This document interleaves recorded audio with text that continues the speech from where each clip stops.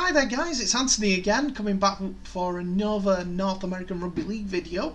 I want to thank you for watching the video, and please, if you're liking these videos, like and subscribe, and then we can bring you more information as it comes out from the North American Rugby League. So today I'm looking into a full 80 minutes podcast YouTube channel a video from Mick Gledhill and Craig Harrison, the sports agents, who had a very good discussion with a couple of the CEOs and joint CEO of two of the North American Rugby League teams. So first of all, they had Monte Gaddis and Brady Payne, the co-owners of the Cleveland Rugby League team, and they also had joint CEO and coach Mark Offerdahl, the USA Rugby League captain in 2017 World Cup and a few other games after that, on the show to comment about what's going on with their clubs. So they covered the fundamentals. It's Summer Rugby League initially, all 14 teams. They don't want to cross over with the rugby union at the moment because that's where some of the players are actually coming from, and it allows them to play both sides of the coin, which is fair if that's what they want to do. And who says anything other? They need the players to play the sport, and those crossover athletes have some of the basic fundamentals.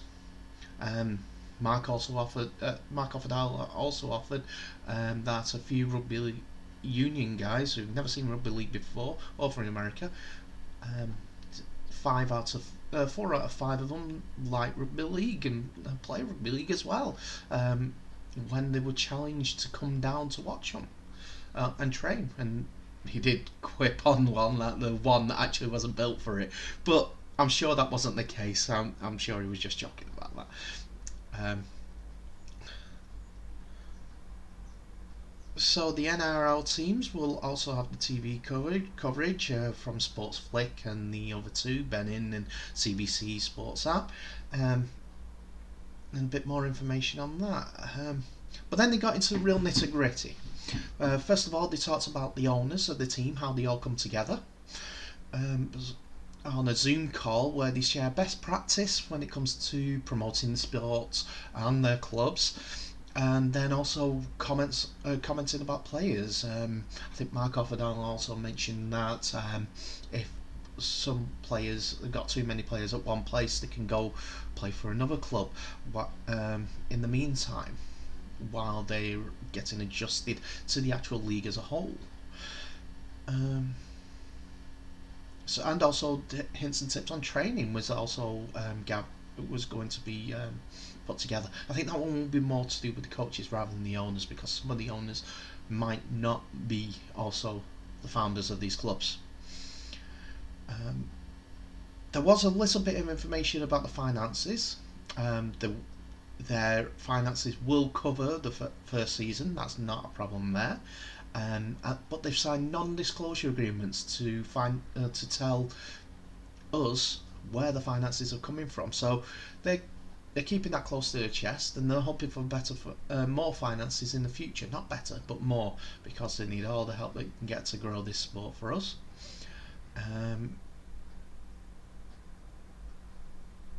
So yeah, Mark Offerdahl's carried on saying that the New York Rugby League is not the New York City Rugby League team that you see on Twitter, but they have taken over their social media accounts. This means that they will not be included in the rugby league over in the UK going forward.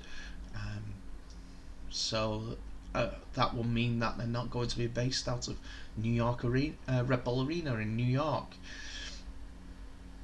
So the one thing that these guys did, they did temper the expectations of massive crowds, because you could see some of the previous people in any sport hyping them up massively, saying that we're going to have 20, 30, 40,000 fans right off the bat.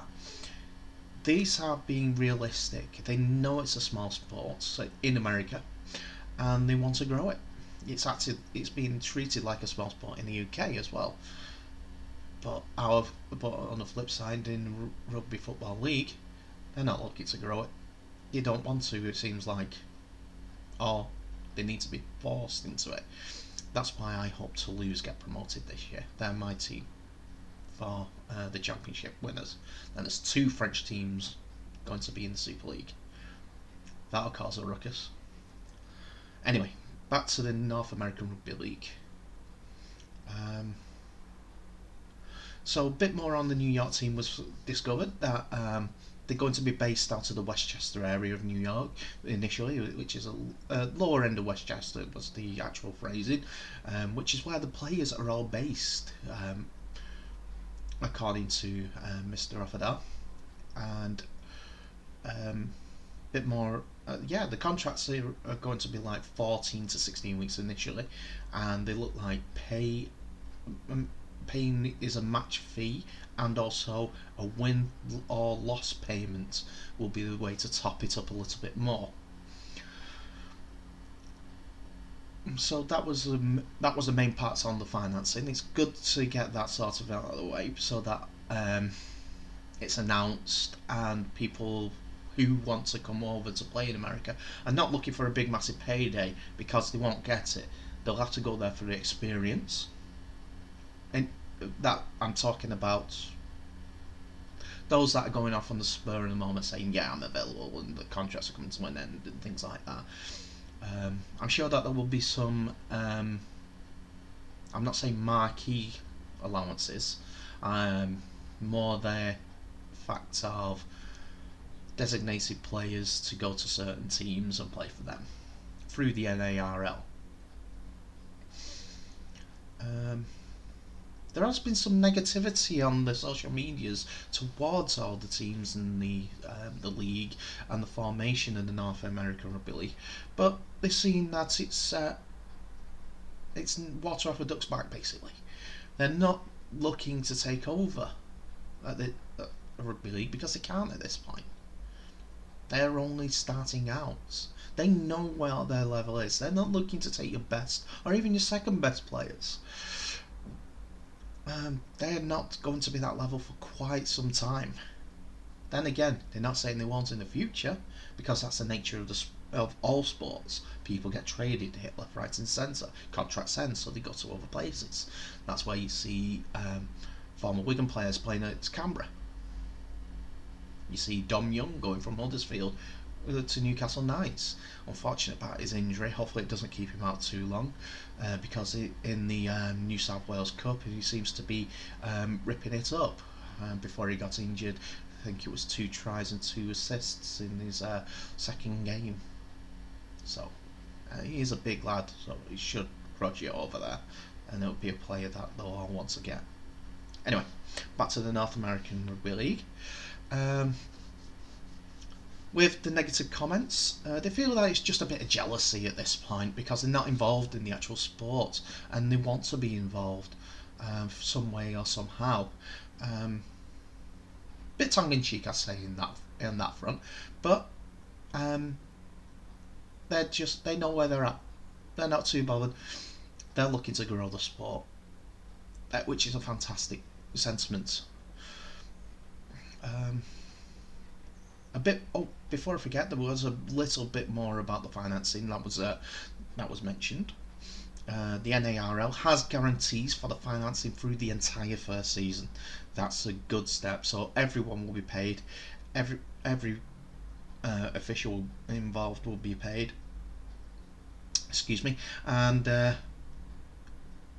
they'll be able to pay where the teams are playing for those games. A bit more about the actual structure.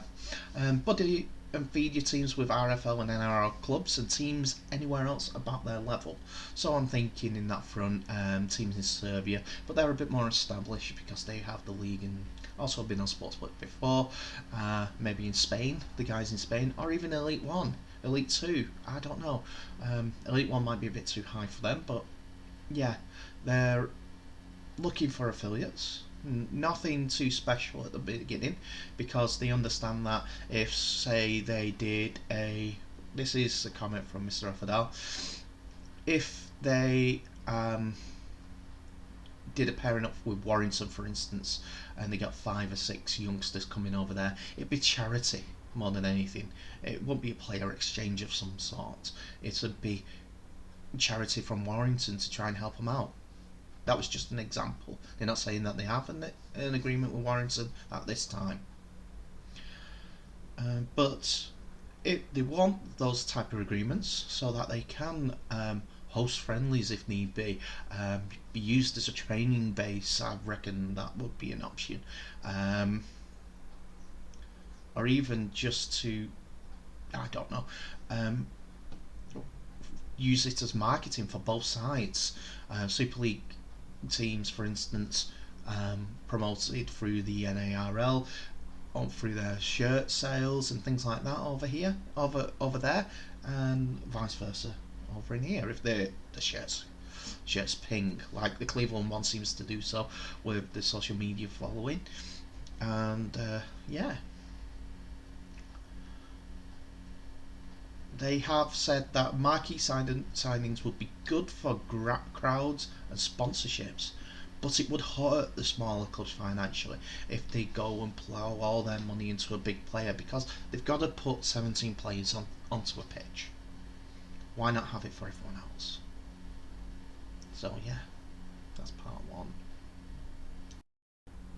That was all about the New York side. Mark Offerdale's insights into the actual league as well, and I'm very glad that he did that, because it does say we have another CEO revealed, new founder of a club. So yeah, that's always good. We're getting more and more information because we've now got Ryan Burrows at Washington, Monte Gaddis, and Brady Payne, who is the CEOs and founders of Cleveland, and also Mark Offerdale down at New York. Ryan Burrows being the one at Washington. So we're getting more and more information. The people that are the driving forces behind it.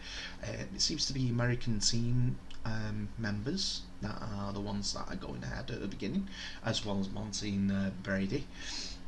So yeah, it's a good financial package which could get American sports people more interested. The sports agent Craig Harrison came out and said 0.07% of all American sports athletes make it into the professional side. 0.07. And then they go by the wayside.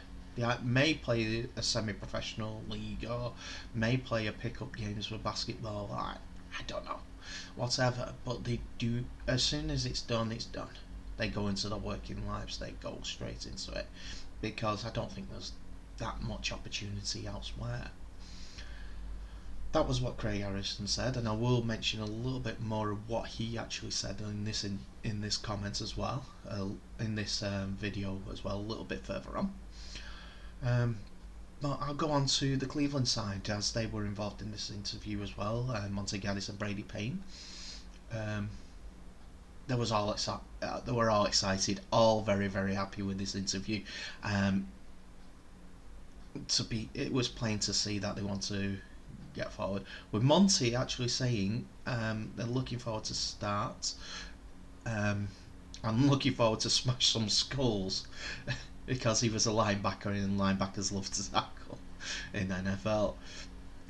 I'm sure that was more tongue in cheek, but it does if it's from a comment on social media, a guy, one of the gentlemen that played against him, remembers playing against him and doing his rotator cuff in the tackle because he tackled so hard.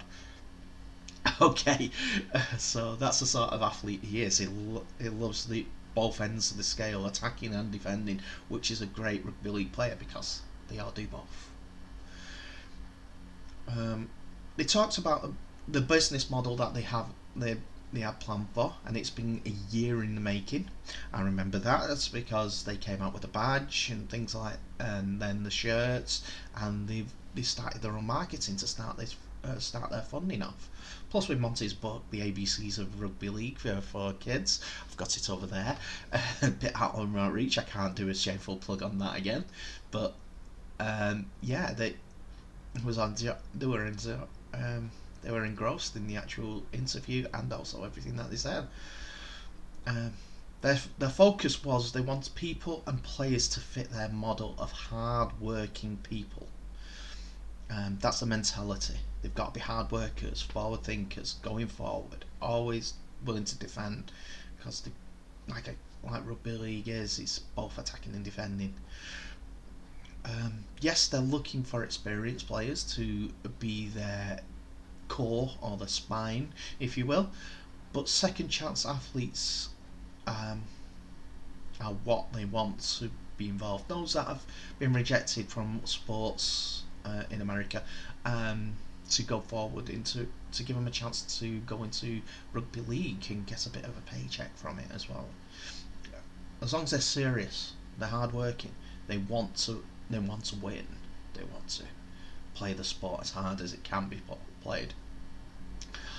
They mentioned that they've got 3 players that have played some form of rugby league, and others are rugby union converts at this point, who have taken to the team like a duck to water. Monty was eager to play. He's going, let's go. He wants to get it up and running. Mark Offerdale also said, yeah, he could have 17 players up and running tomorrow if he wanted, but it wouldn't be competitive compared to the other teams' focuses, like Atlanta, who've been playing in the USARL for years, since 2014, so a good 6 years with less pandemic, shall we say that. Monty knows that he has 6 years experience as well behind him, so he'd love that experience backbone to come in, so that he can learn a lot more. He's doing his best as a coach and things like that, but he understands that he hasn't been playing since he was 6-year-old, whether playing rugby league or rugby union, to get that sort of feel, but he enjoys the sport and wants to learn and wants to play, so he'll get picked, obviously.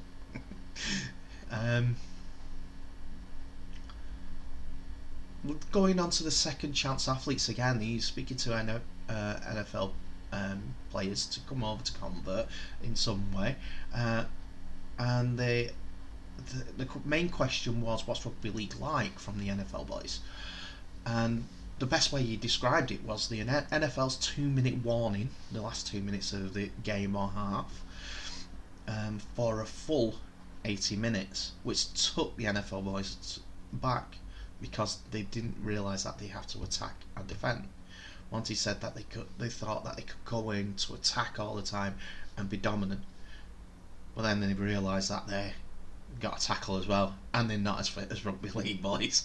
The training, I think he said the training shot them so that they could play the sport at a good level.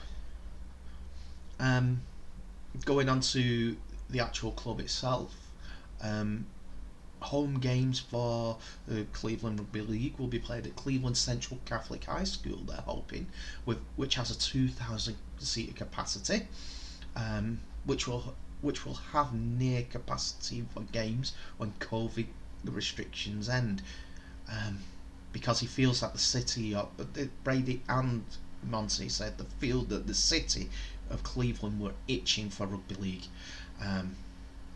and because of that they're going full time to promote it, to train, to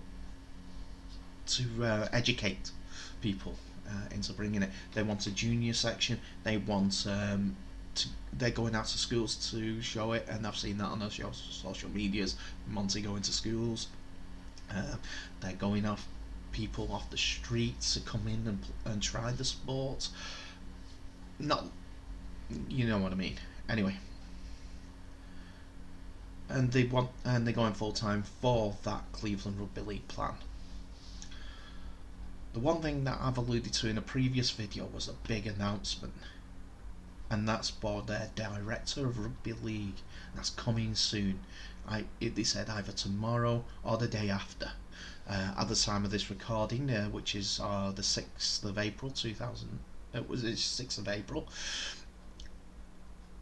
That hasn't been announced yet, but you guys might already know, and I really do hope that, as they say, it's going to shock the world who it is. Excite rugby league as a whole. And that was Monty and Brady's input into the interview with Mr. Gledhill and Mr. Harrison. So speaking of Mr. Harrison, I'm coming to him. He tempered all the excitement a little because it needed to be.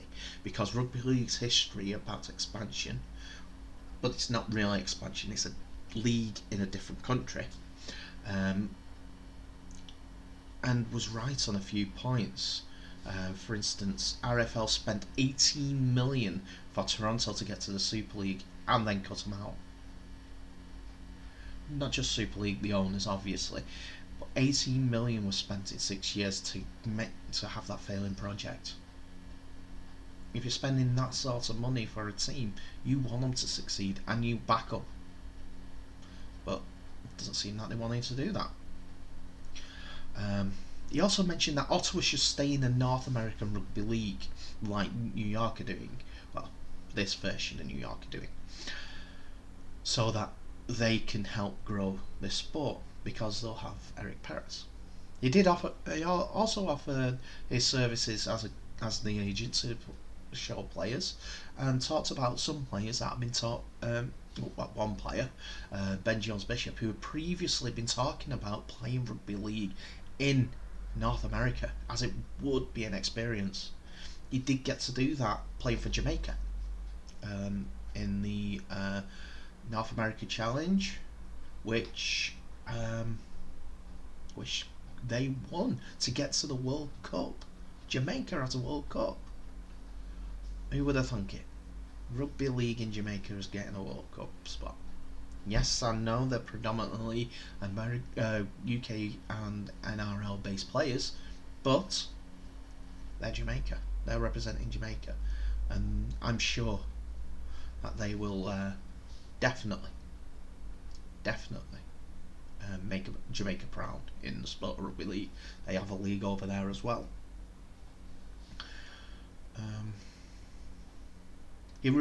Going back to Mr. Harrison, he repeated recruitment must be right for them and the players, as adapting to moving to different countries to do that is hard, and they need the right mentality, not just for where they're playing, how they're going to play, and who they're being coached by. But offered his agent's experience, and also offered Mr. Gledhill's now for commentary. He does commentate for West Yorkshire Radio, so BBC West Yorkshire. But Mr. Gledhill also said, I'm already booking my ticket to on his own dime to get over there and either watch or interview, commentate, whatever, to get involved in the actual sport. And yeah, that's my review of the video. The video is on their Facebook, their Twitter, YouTube, the full 80 minutes. Just search it and you'll be able to watch this full, I think it was an hour and a half interview with everyone in the actual focus on the North American Rugby League. And then afterwards they spoke about the Championship and League One. The Championship, because League One hasn't started, unfortunately. But yes, that was their interview. They came across excited, with tempered expectations, because they know that it is going to be good hard work, but it'll be good hard work because they seem focused and want to manage it right. And in a few years' time they hope to be at a level where they can bring in those players from elsewhere and have the financial backing to do so, and also the crowd backing. I'd love to walk down the streets of Cleveland and New York and see a rugby league shirt being worn by someone, some kids, a group of kids with a rugby ball thrown about, Don't get that round my way that often. And we have Salford, Wigan. Might not be going down the streets on the right days, but I did actually see a Salford lad with a rugby ball walking up Station Road in Swinton, so that gives me hope. But anyway, this has been a long one, and it was a breakdown of the long interview. Go and watch their video, see what they actually did through the entire interview, because the excitement's there. Also the professionalism from Brady and Mark, because Monty is a player and wants to focus, he wants to play. He knows his job though. He can take the sensible side as well, because he wants to grow the Cleveland brand. They were promoted it with breweries and things like that. You could all have a drink, and that was another thing that they actually covered. Before I forget, they're trying to make these 3 match days in one stadium over 2 days, like, well, in different conferences, different sides of America, like the Toronto experience with breweries, food, everything like that, making it a big match day. It can only benefit and bring more and more people back. Anyway, that's me done waffling. It's a long video for once, but it was a long interview, and hopefully that breakdown makes it a bit more manageable for you all to see. And I'll hopefully hear from you in the next video. Bye for now.